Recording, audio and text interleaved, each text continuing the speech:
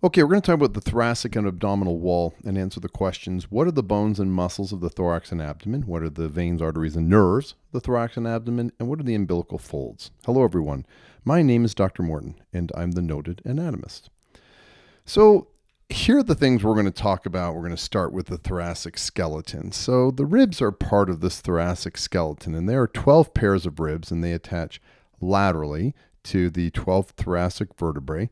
And they're broken down as follows. There's 7 true ribs, 3 false, and 2 floating ribs. So here we have 7 true ribs. 1, 2, 3, 4, 5, 6, 7. And they attach directly to the sternum via costal cartilage. So there's one rib, and it attaches to the sternum via that costal cartilage. Now the false ribs are 8, 9, and 10, and they attach indirectly to the sternum via this more superior located costal cartilage. So there's a rib, and you see this costal cartilage that's above. It's indirectly taking ribs 8, 9, and 10 and attaching it to the sternum. And finally, we have floating ribs, which are 11 and 12, and they're floating because there's no costal cartilage and they do not articulate with the sternum. That's why they call them floating ribs. Now, what is this costal cartilage? Well, this prefix or this word costal, whenever you see it, think rib. And costal cartilage is hyaline cartilage, and its purpose is connecting ribs to the sternum, but its functionality contributes to the elasticity of the thorax, like in breathing when your chest wall expands and collapses, or in a case of like CPR when you're doing chest compressions, that you can press on this chest wall and it gives a little. So here you notice that when you're compressing the thoracic wall and you're squeezing the heart and squeezing it, the chest wall pops back up. That is ribs, but most of that's the hyaline cartilage. Okay, so the sternum or the breastbone is where the ribs and the costal cartilage attach, and the manubrium is the uppermost part of the bone. On the top of the manubrium, there's this little notch called the jugular notch or suprasternal notch. In surface anatomy, it's right there. Then the sternal body is the main part of the sternum, and that's where a good majority of the costal cartilage from the true ribs articulate with the sternum.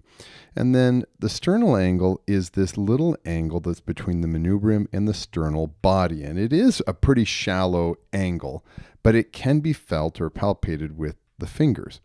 So you see the manubrium and you see the sternal body, and right there, the sternal angle, it's important to kind of know this because that's where the second rib attaches. If you know where the second rib is, you know where the second intercostal space is, and now you can count intercostal spaces. Now, why do we care about that?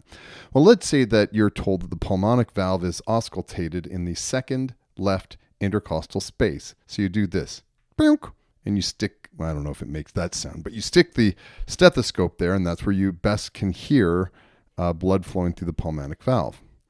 So you find the jugular notch, which is the manubrium, then you find the sternal body, and then you can palpate the sternal angle where rib 2 articulates, and below that is the second left intercostal space, and that's where you place the stethoscope. And the aortic valve, mitral, and tricuspid valves all are found to listen to using this process for the intercostal spaces.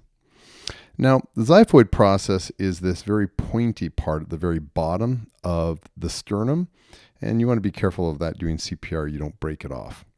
Now, how do ribs course in the thorax and in the abdomen, actually? Well, there is the T2 vertebra, which means the second rib attaches to that. And as the ribs course anteriorly, they go at a downward angle, like a tall person hugging a short person. And so when we see the anterior attachment of the second rib, and then we go horizontally back, it is at the same level of the T4 vertebra. And so this is why this downward, going from back to front, this downward angle, it looks different in axial imaging. So how does the downward direction of ribs look in axial imaging? So we take a look that transverse thoracic plane, in this case through the sternal angle, and here's an axial CT at the same level. And so that rib looks like that, that rib looks like that, and that rib looks like that, where you actually see 3 different ribs in one horizontal section because they curve downward.